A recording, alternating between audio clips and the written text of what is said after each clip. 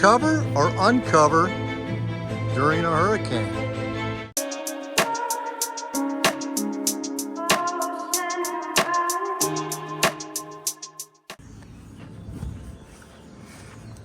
It's the oldest debate there is. Not Ford versus Chevy. It's to cover or uncover during a hurricane. So we're gonna do the uncover, see how that works out, and then we'll tell you whether it was good or not and the right choice. If we leave the cover on, yeah, cover might get ripped or whatever. But what about the gel coat, man? Is it the abrasion just gonna eat at the gel coat? Or do we just let a few branches and sticks and debris come by and get it dirty and we clean it up? That's just the big debate. So we're gonna take it off. I feel better with it on. You know, it is $2 of a cover, but well, either way, I think we're gonna be wrong. We're gonna say, man, we should have left it on if everything was fine.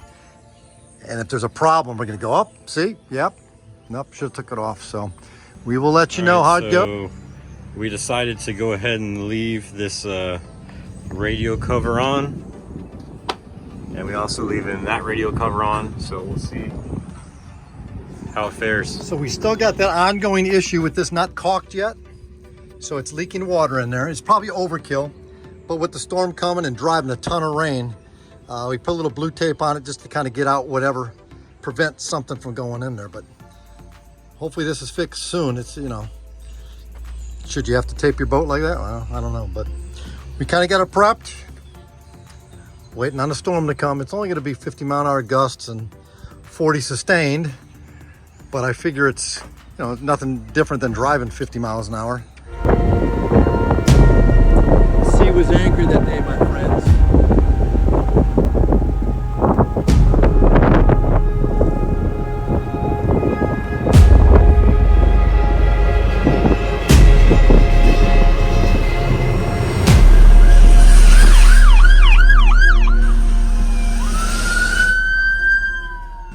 Well, the moment of truth. Let's see what happened.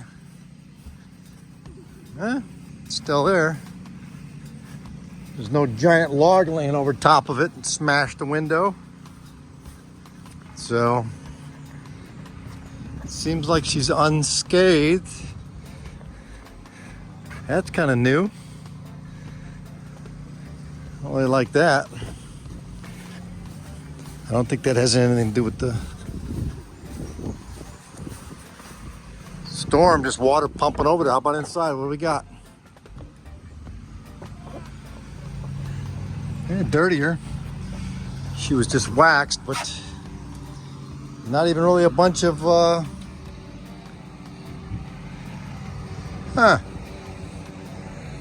Let's see how it is. Well, let's see if this is wet or not. I'm always complaining it's getting wet. Yeah, it's wet in here. Although it was a storm, I guess I can forgive them on that, but how about inside? See, I had to tape this. Keep it from getting wet. Yeah, it's dry, nothing there. How about under here? It's dry. Dry under where we had the leak from the head and all that, so.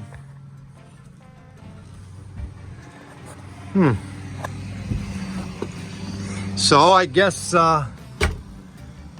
keeping it uncovered is best.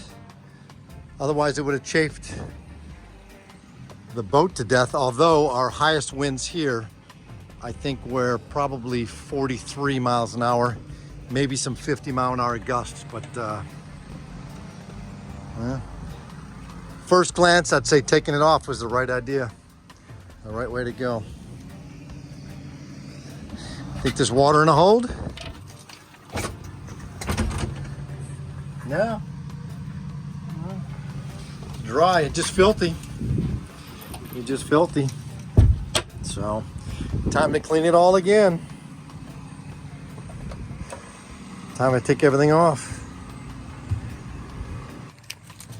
I'm peeling off this tape here to kind of prevent that leak, but look at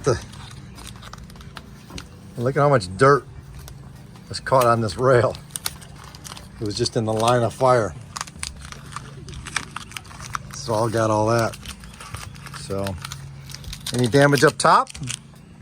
That would be, we were worried about that, the T-top cover in front of the Garmin.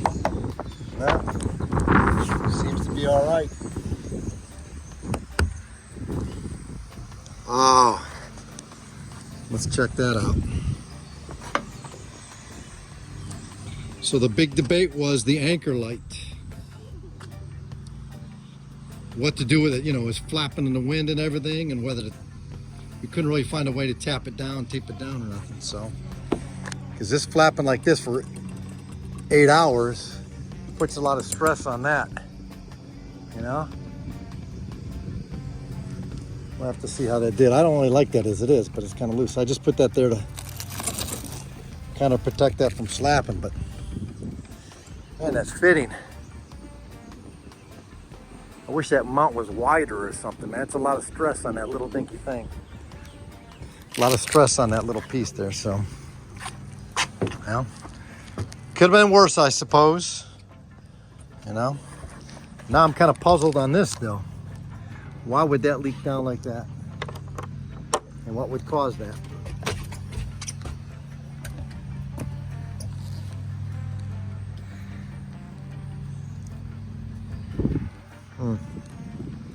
Some sort